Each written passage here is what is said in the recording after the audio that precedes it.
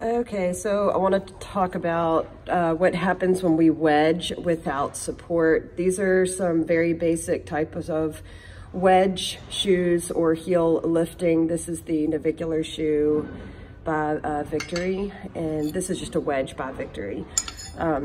So what we have when we wedge a horse and we do not support between the branches, these are your heels and your branches of the shoe. I'm just going to use this leather pad as an example.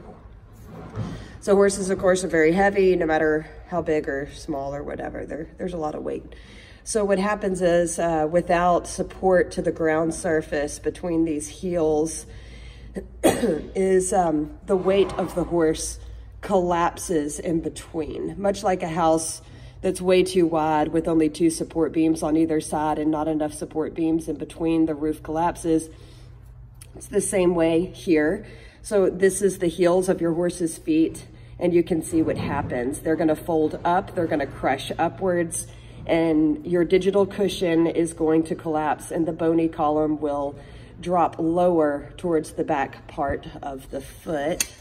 Do a little side angle here. This is right after you shoe it. Wow, look what a great difference we've made. And then within a week, you've got this effect where everything is lifting here and collapsing and crushing. The toe's going to elongate, and the problem will be exacerbated and made worse.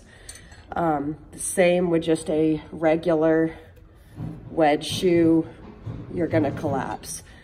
So that is why it's imperative that we use wedge pads, or like we had talked about, maybe even the pour-in. This is just a basic flat hind shoe. So even with a basic flat, you know, you put the horse's foot on it and there's going to be some collapse, you know, but typically you have, with just this amount of height, you're going to have some ground dirt and whatnot. You lift that up much and you really don't have much ground surface coming up underneath here and supporting the back calf. So when you have a horse that needs to be wedged, I discourage using wedge shoes. I encourage using wedge pads with a frog support. Or if you want to use a wedge shoe, that's perfectly fine, but you need to do your pour-in material. And it doesn't have to be all the way to the toe. It can just be at the heels like a bar. But here you can see what that support is going to do to the ground surface. I can push as hard as I want to, and the foot is well supported and not dropping down to the back in between the branches and the heels. So this is just your basic Castle plastic frog support. It is a wedge. So you're going to get that, like in your horse in particular, has that collapsed bony column to the back of the foot. So you're gonna get that support there, and you're gonna get that angle change. Here is another, this is by Castle Plastic.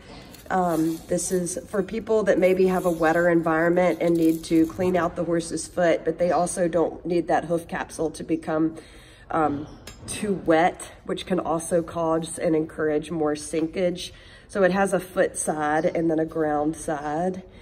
Some horses that have had frog atrophy, you're gonna need this part to be engaged to the frog, because the frog may be sucked up into the foot really high, and then the heels are down here. So again, you can push as hard as you want. You've got frog engagement, which is gonna aid in the healing and health of that frog. And then you have to the ground. And again, this is a wedge pad.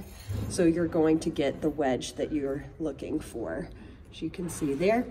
Now, if you have a frog that has not atrophied up into the foot, I take that same pad and I wear out, I didn't do a very good job on this one, but I will take away the foot side and leave the ground side for that support.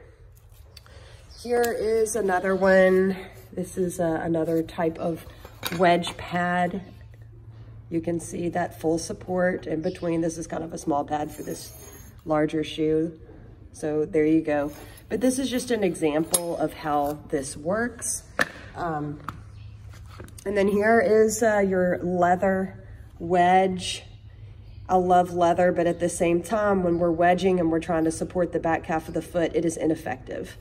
So there you go. And I hope this helps. Of course, what we talked about yesterday and what you'll probably rather do on your horse is probably use a wedge shoe. And then, you know, like in that other video, pour in the heel and then don't pour in here or do a very thin pour just so that stuff doesn't get stuck up in the voided hole. Another reason why you want to do just that heel pour is that you're not trying to totally support to the ground surface over here at the toe. You want that toe to have the capability to sink a little bit more, you know, which is going to maintain the height back here in the support system at the heels. So I hope this helps.